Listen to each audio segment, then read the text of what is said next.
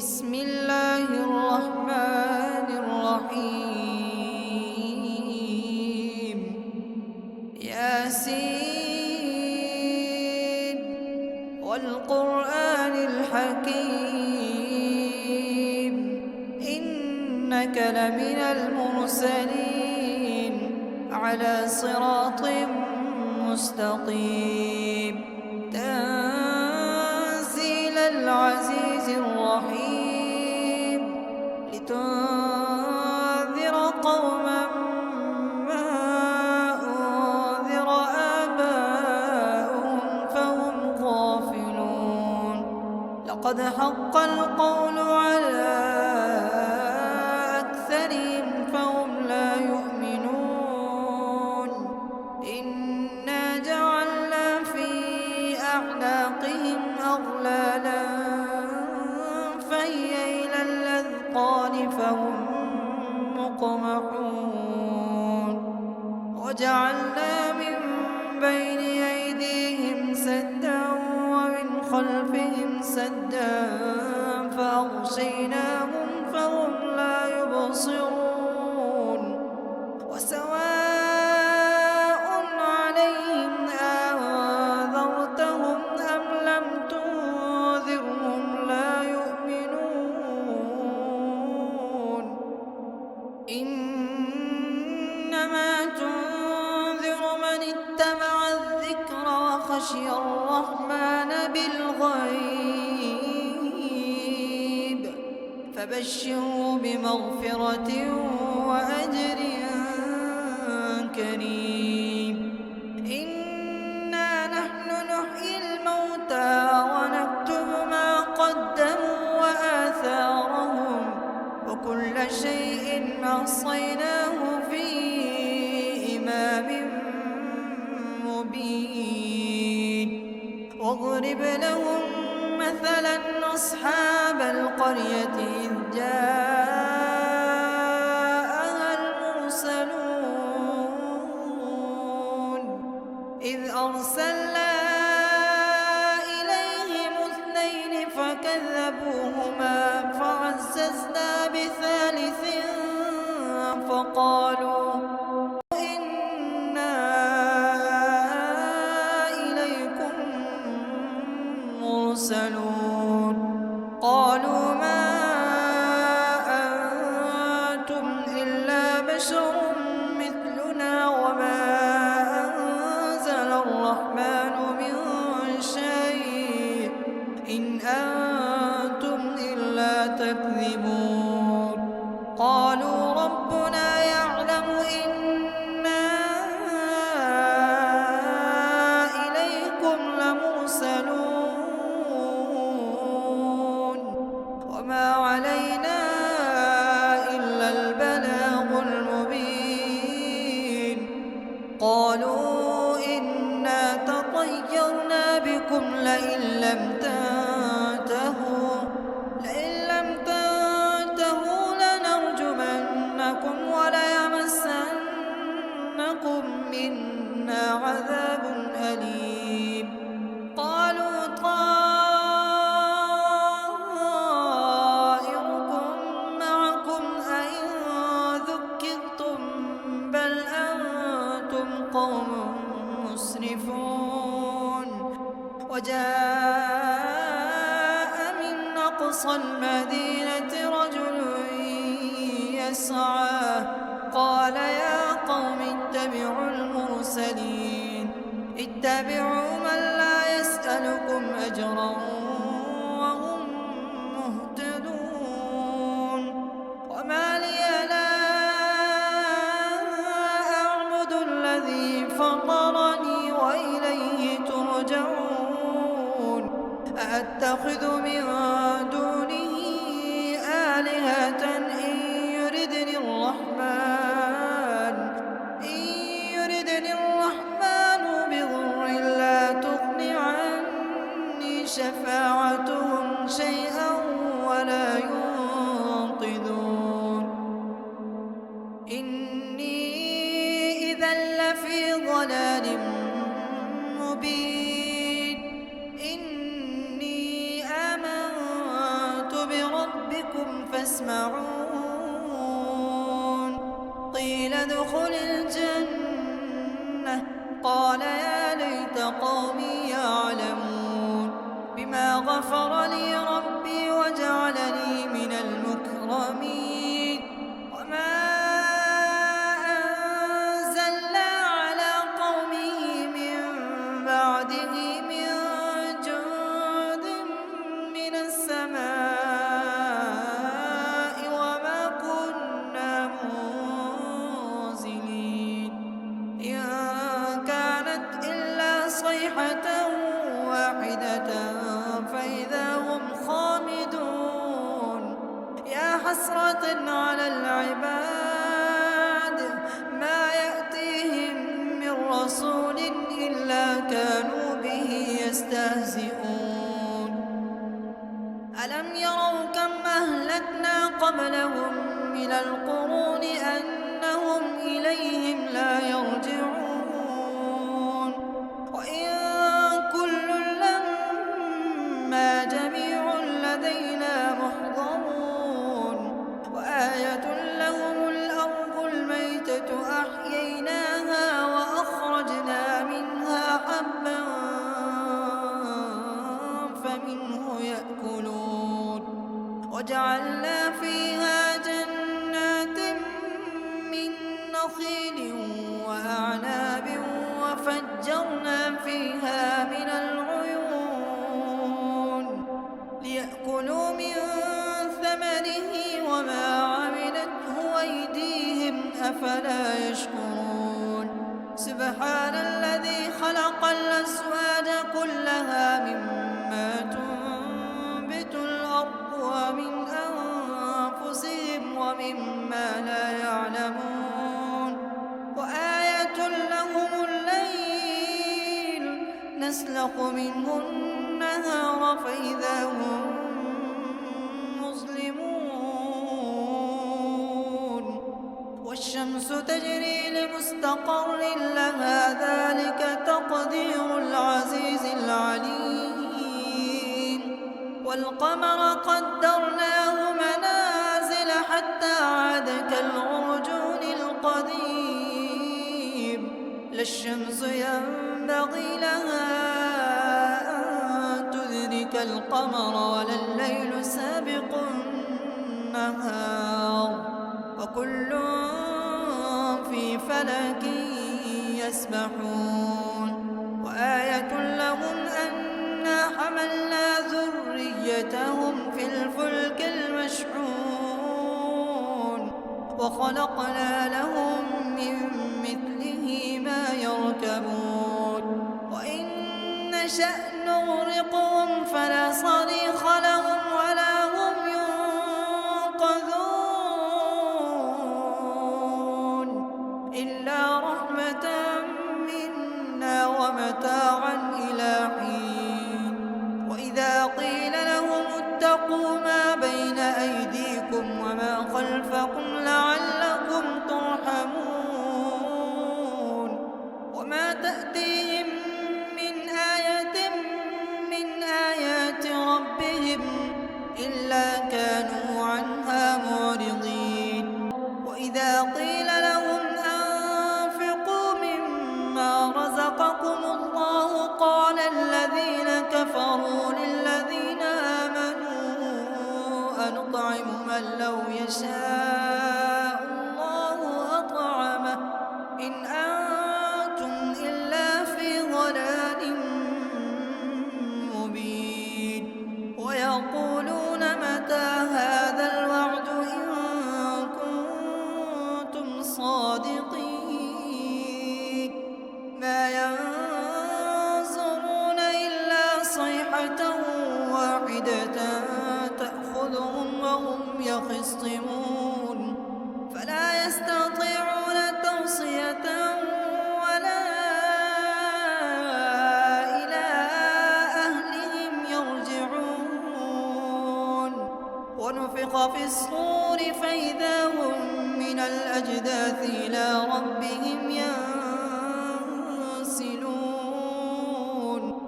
قالوا يا ويلنا من بعثنا من مرصدنا هذا ما وعد الرحمن وصدق المرسلون إن كانت إلا صيحة واحدة فإذا هم جميع لدينا محضرون فاليوم لا تظلم نفس شيئا ولا تجزون إلا ما كنتم تعملون إن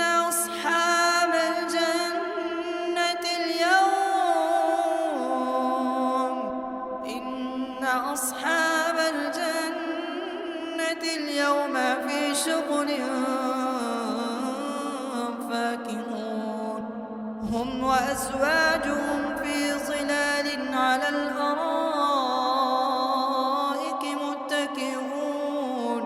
لهم فيها فاكهة ولهم ما يدعون سلام قولا من رب رحيم وامتازوا اليوم أيها المجرمون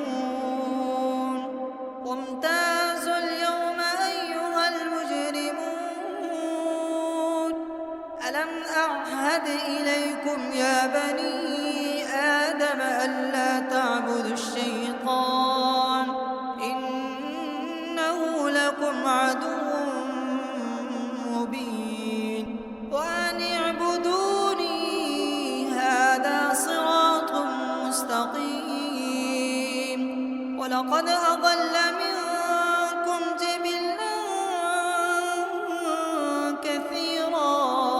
أفلم تكونوا تعقلون هذه جهنم التي كنتم توعدون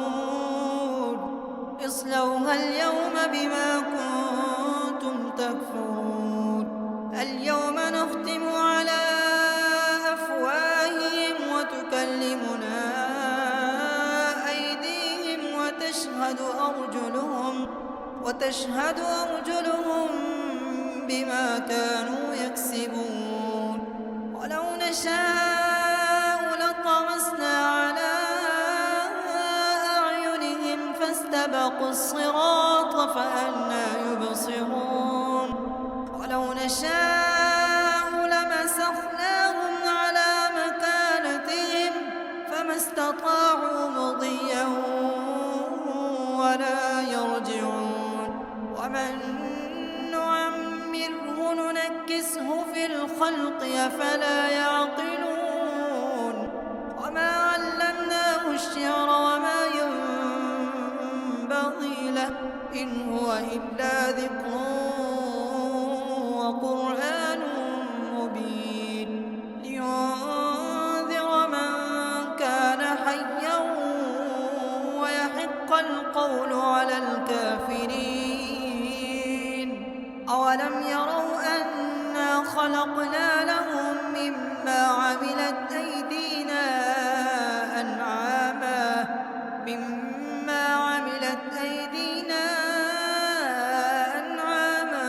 فهم لها مالكون وذللناها لهم فمنها ركوبهم ومنها يأكلون ولهم فيها منافع ومشارب أفلا يشكرون واتخذوا من دون الله آلهة لعلهم ينصرون لا يستطيعون نصرهم وهم لهم جند محضرون فلا يحزنك قولهم إنا نعلم ما يسرون وما يعلنون أولم ير الإنسان أنا خلقناه من نطفة فإذا هو خصيم مبين وضرب لنا مثلا ونسي خلقه قال من يحيي العظام وهي رميم قل يحييها الذي أنشأها أول مرة وهو بكل خلق عليم. الذي جعل لكم من الشجر الأخضر نارا فإذا أنتم منه توقدون. أوليس الذي خلق السماوات والأرض بقادر على أن يخلق مثلهم؟ بلى وهو الخلاق العليم. إنما أمره إذا أراد شيئا أن يقول له كن فيكون. فسبحان الذي بيده ملكوت كل شيء وإليه ترجعون. بسم الله الرحمن الرحيم. تبارك الذي بيده الملك وهو على كل شيء قدير. الذي خلق الموت والحياة ليبلوكم أيكم أحسن عملا وهو العزيز الغفور. الذي خلق 7 سماوات طباقا ما ترى في خلق الرحمن من تفاوت فارجع البصر هل ترى من فطور ثم ارجع البصر كرتين ينقلب إليك البصر خاسئا وهو حسير. ولقد زينا السماء الدنيا بمصابيح وجعلناها رجوما للشياطين وأعتدنا لهم عذاب السعير. وللذين كفروا بربهم عذاب جهنم وبئس المصير. إذا ألقوا فيها سمعوا لها شهيقا وهي تفور تكاد تميز من الغيظ كلما ألقي فيها فوج سألهم خزنتها ألم يأتكم نذير قالوا بلى قد جاءنا نذير فكذبنا وقلنا ما نزل الله من شيء إن أنتم إلا في ضلال كبير. وقالوا لو كنا نسمع أو نعقل ما كنا في أصحاب السعير فاعترفوا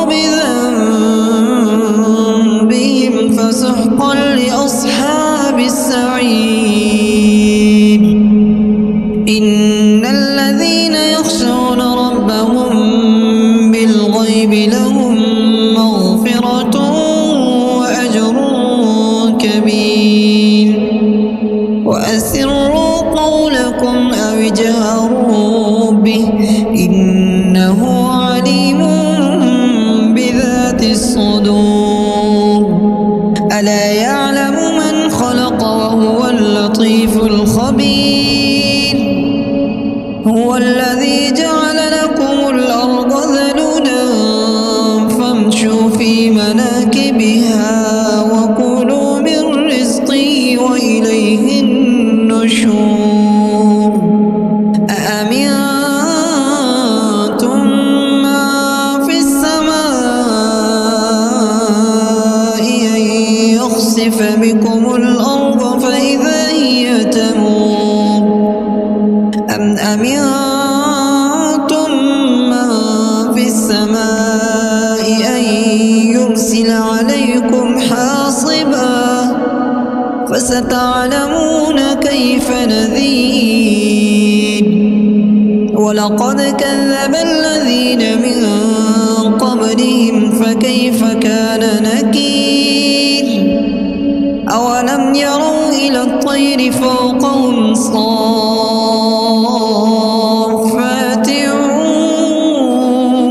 ويقبض ما يمسكهن إلا الرحمن إنه بكل شيء بصير أمن هذا الذي هو جند لكم ينصركم من دون الرحمن إن الكافرون إلا في غرور أمن هذا الذي يرزقكم إن أمسك رزقه بل لجوا في عتو ونفور أفمن يمشي مكبا على وجهه أهدى أمن يمشي سويا على صراط مستقيم قل هو الذي أنشأكم وجعل لكم السمع والأبصار والأفئدة قليلا ما تشكرون قل هو الذي ذرأكم في الأرض وإليه تحشرون ويقولون متى هذا الوعد إن كنتم صادقين قل إنما العلم عند الله وإنما أنا نذير مبين فلما رأوه زلفة سيئت وجوه الذين كفروا وقيل هذا الذي كنتم به تدعون قل أرأيتم إن أهلكني الله ومن معي أو رحمنا فمن يجير الكافرين من عذاب أليم قل هو الرحمن آمنا به وعليه توكلنا فستعلمون من هو في ضلال مبين قل أرأيتم إن أصبح ماؤكم غورا فمن يأتيكم بماء معين بسم الله الرحمن الرحيم الرحمن علم القرآن خلق الإنسان علمه البيان الشمس والقمر بحسبان والنجم والشجر يسجدان والسماء رفعها ووضع الميزان ألا تطغوا في الميزان وأقيموا الوزن بالقسط ولا تخسروا الميزان والأرض وضعها للأنام فيها فاكهة والنخل ذات الأكمام والحب ذو العصف والريحان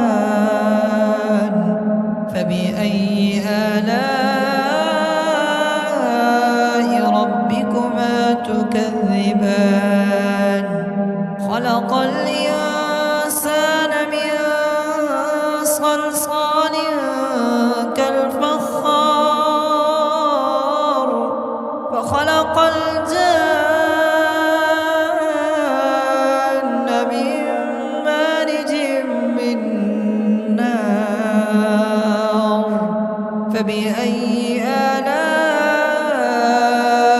ربكما تكذبان رب المشرقين ورب المغربين فبأي آلاء ربكما تكذبان مرج البحرين يلتقيان بينهما برزخ لا يبغيان فبأي آلاء ربكما تكذبان يخرج منهما اللؤلؤ والمرجان فبأي آلاء ربكما تكذبان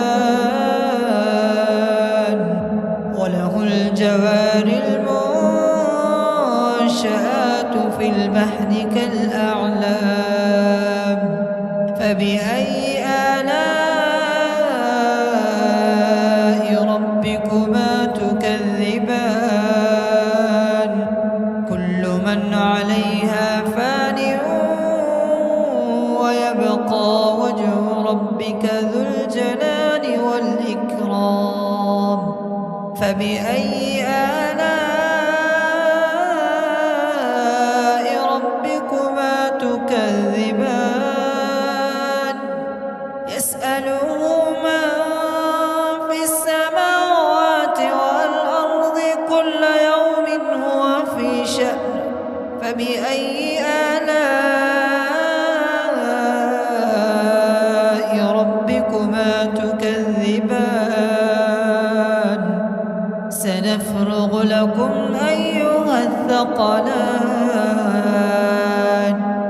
فبأي آلاء ربكما تكذبان يا معشر الجن والإنس إن استطعتم أن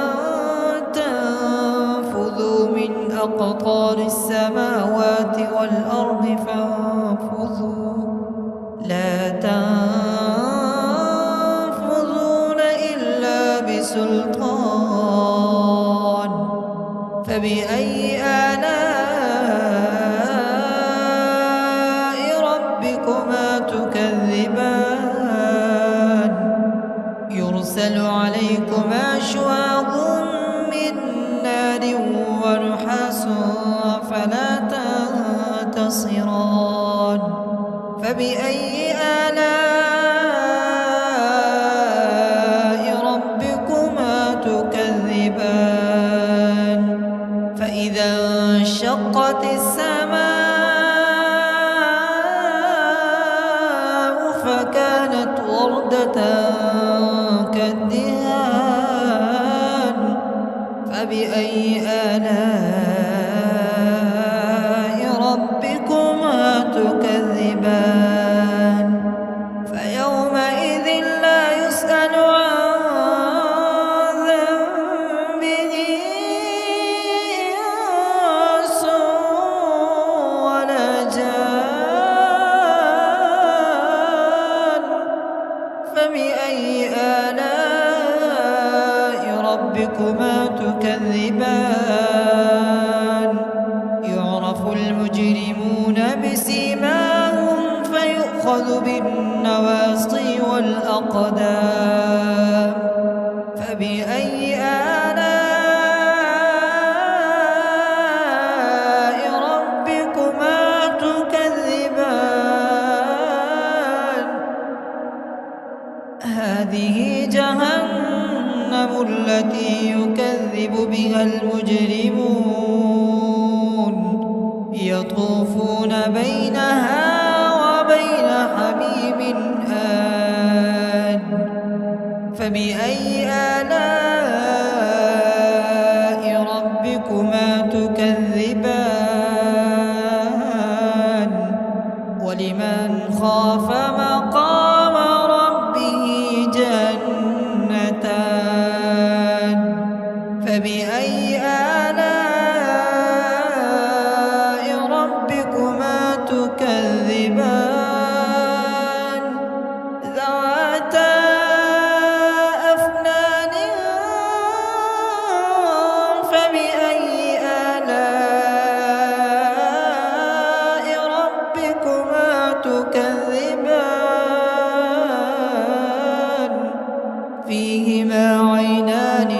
يجريان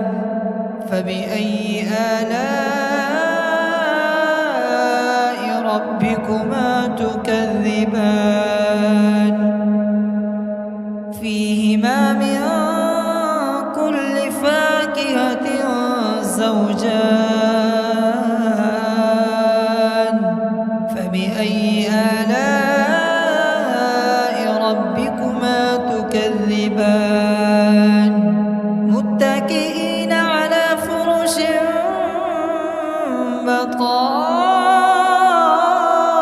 بطائنها من استبرق وجعلنا الجنتين دان فبأي آلاء ربكما تكذبان فيهن قاصرات الطرف لم يطمثهن إنس قبلهم ولا جان فبأي آلاء ربكما تكذبان كأنهن الياقوت والمرجان فبأي آلاء ربكما تكذبان هل جزاء الإحسان إلا الإحسان فبأي آلاء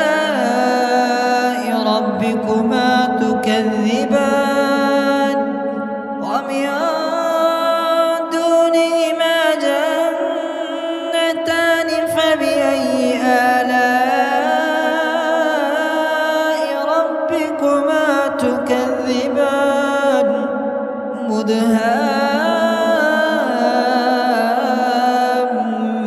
مدهامتان فبأي آلاء ربكما تكذبان فيهما عينان نضاختان فبأي آلاء ربكما تكذبان فيهما فاكهة ونخل ورمان فبأي آلاء ربكما تكذبان فيهن خيرات حسان فبأي آلاء ربكما تكذبان حور مقصورات في الخيام فبأي آلاء ربكما تكذبان لم يطمثهن إنس قبلهم ولا جان فبأي آلاء ربكما تكذبان متكئين على رفرف خضر وعبقري حسان فبأي آلاء ربكما تكذبان تبارك اسم ربك ذي الجلال والإكرام أعوذ بالله من الشيطان الرجيم بسم الله الرحمن الرحيم إذا وقعت الواقعة ليس لوقعتها كاذبة خافضة رافعة إذا رجت الأرض رجا وبست الجبال بسا كانت هباء منبثا وكنتم أزواجا ثلاثة فأصحاب الميمنة ما أصحاب الميمنة وأصحاب المشأمة ما أصحاب المشأمة والسابقون السابقون أولئك المقربون في جنات النعيم ثلة من الأولين وقليل من الآخرين على سرر موضونة متكئين عليها متقابلين يطوف عليهم ولدان مخلدون بأكواب وأباريق وكأس من معين لا يصدعون عنها ولا ينزفون وفاكهة مما يتخيرون ولحم طير مما يشتهون وحور عين كأمثال اللؤلؤ المكنون جزاء بما كانوا يعملون لا يسمعون فيها لغوا ولا تأثيما إلا قيلا سلاما سلاما وأصحاب اليمين ما أصحاب اليمين في سدر مخضود وطلح منضود وظل ممدود وماء مسكوب وفاكهة كثيرة لا مقطوعة ولا ممنوعة وفرش مرفوعة إنا أنشأناهن إنشاء فجعلناهن أبكارا عربا أترابا لأصحاب اليمين ثلة من الأولين وثلة من الآخرين وأصحاب الشمال ما أصحاب الشمال في سموم وحميم وظل من يحموم لا بارد ولا كريم إنهم كانوا قبل ذلك مترفين وكانوا يصرون على الحنث العظيم وكانوا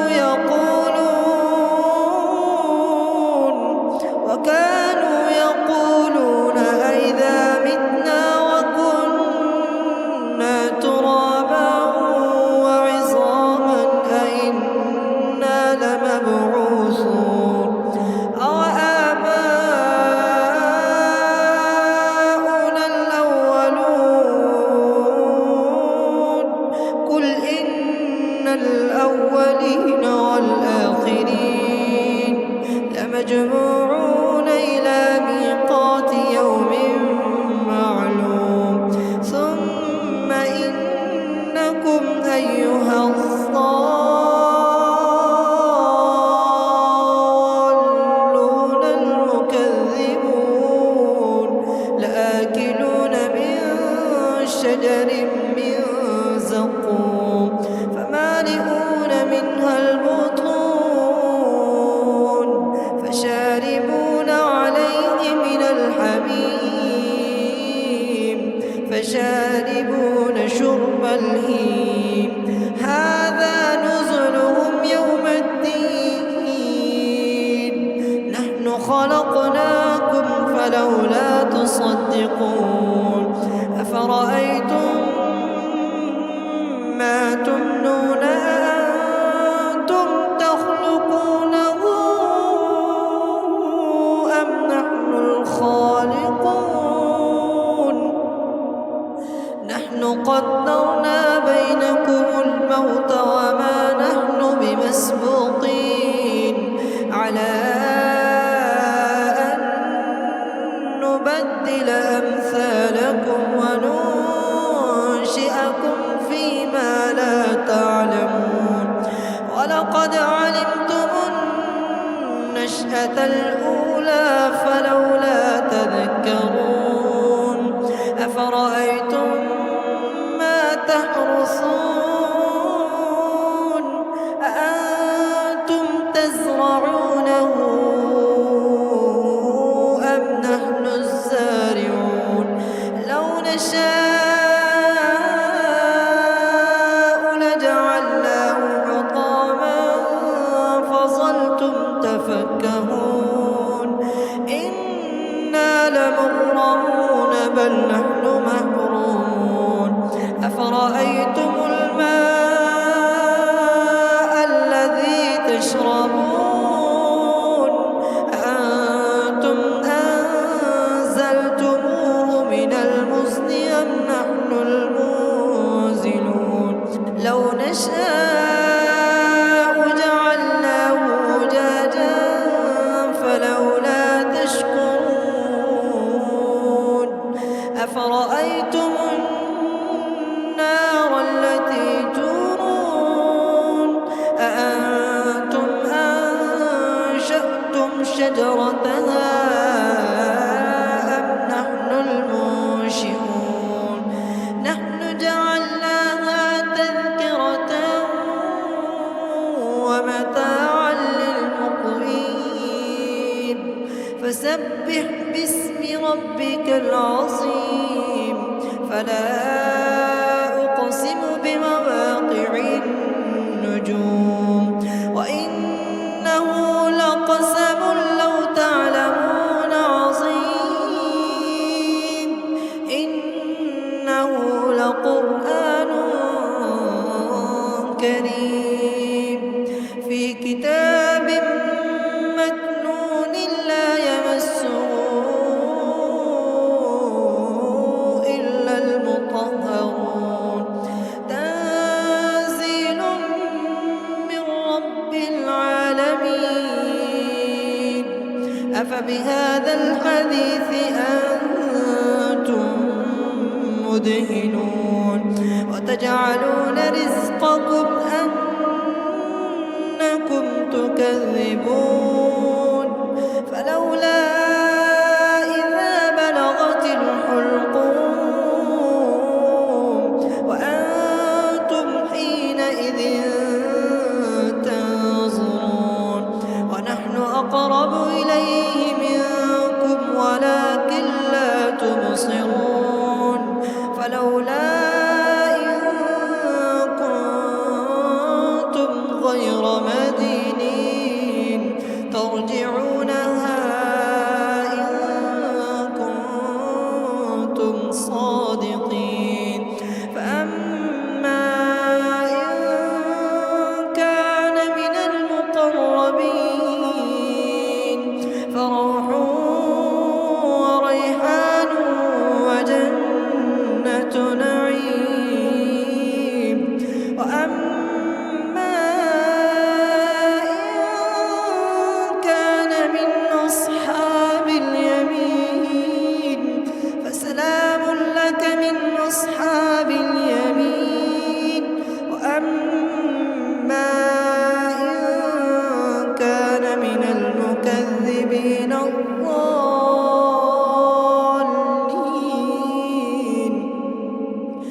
نزل من حميم وتصلية جحيم إن هذا لهو حق اليقين فسبح باسم ربك العظيم